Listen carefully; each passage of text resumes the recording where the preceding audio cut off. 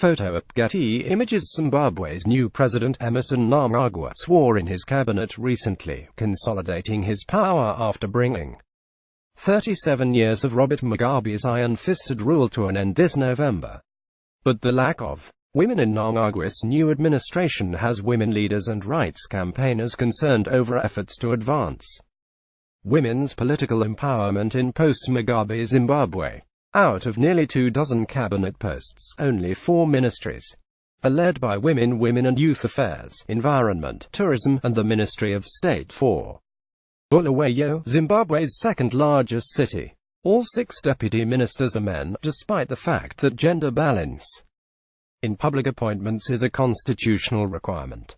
Local advocacy groups such as the Women's Coalition of Zimbabwe have expressed dismay at the lineup, saying that, since independence in 1980, women, who form the majority of the population, have been deliberately excluded from key ministries such as health, education, and finance.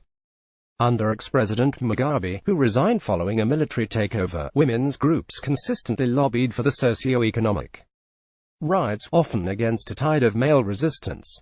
Sakile Sifulanengoma, the executive director of the Women in Politics Support Unit, describes the struggle to gain representation under Mugabe as tragic. As the country looks ahead to general elections in 2018, she stresses the importance of creating a safe environment for women to participate equally in the political process. For many years, we've been saying there is a need to create the platform for women to be able to participate in politics in the same way as men, without intimidation or fear because of one's gender, she says. In 2018, this will be very important if women are to make strides in politics. Politics is not for good girls. Linda Misarira, 35, a human rights activist who was jailed for 4 months by the authorities last year, plans to run as an independent candidate in 2018. She says it is crucial for women to make a stand in order to gain political visibility, even if it comes at a social cost. Even after Mugabe, the women's struggle continues. We will not achieve what we want anytime soon as long as women cannot stand up and be vigilant. I've said to myself, I will not let what other people think of women hold me back, she says. There are a lot of labels that are assigned to women. I've been told I'm a prostitute, asked why is it I'm not married, and told I want to behave like a man. But I've realized that politics is not for good girls, it's not for sissies. If you want to be a good girl, you won't survive politics. Misarira is critical of Mnangagwa's army-aided ascent to power, and fears public euphoria over Mugabe's exit could overshadow the opportunity for real change. If Mnangagwa is elected president next year, she says the country risks going back to the same patriarchal rule it endured under Mugabe.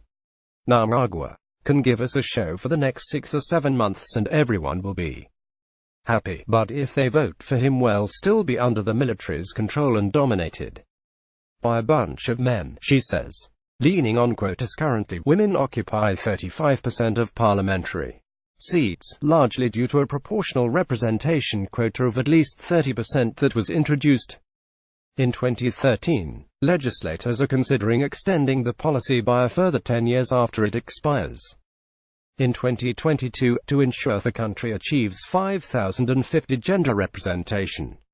But activists say Zimbabwe will need more than an election and a parliamentary quota to achieve gender balance.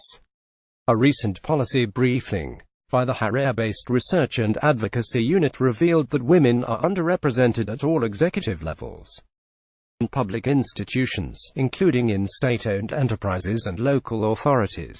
The RAO also found that, within political party structures, women were more likely appointed based on patronage and to window dress rather than as a means to build women's capacity.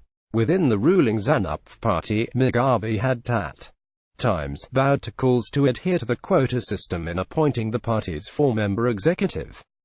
To open the way for a female vice president, Joyce Mujuru was made party deputy in 2004 and, after that, appointed as Zimbabwe's first female vice president.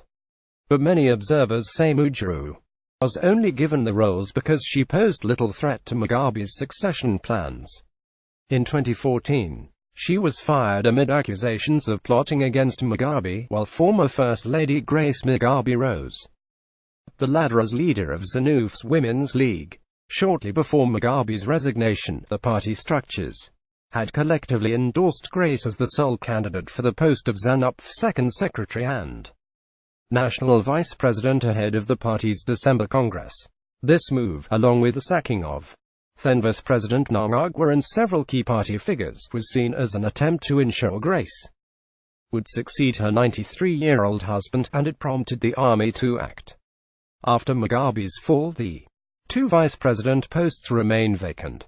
Mnangagwa, who has the authority to approve both party and state appointments, has yet to indicate whether a woman could be considered, in line with the constitutional requirement that women make up half of all elected or appointed state posts.